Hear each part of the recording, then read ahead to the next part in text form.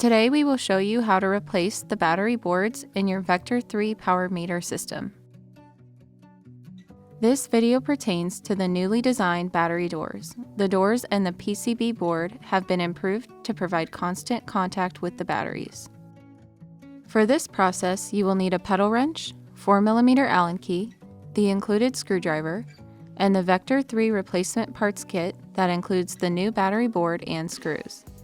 This kit can be found on Garmin.com.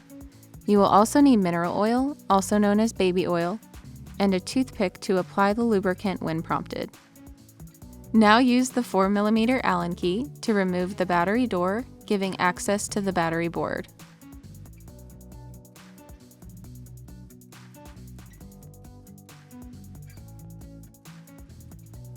Next, we want to use your screwdriver to remove the 2 screws holding the battery board in place. Now remove the old battery board.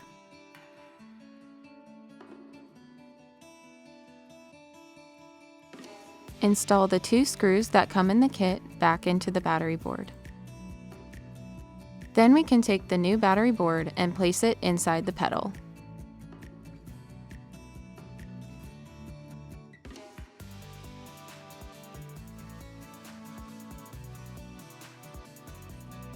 Now, apply the mineral oil to the battery holder.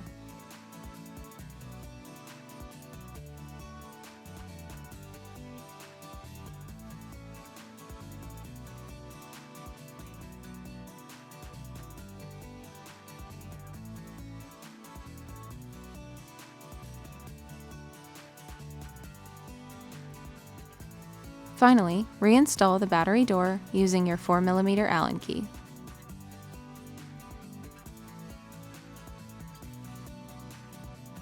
And that's it. Thanks for watching. For more help, go to support.garmin.com.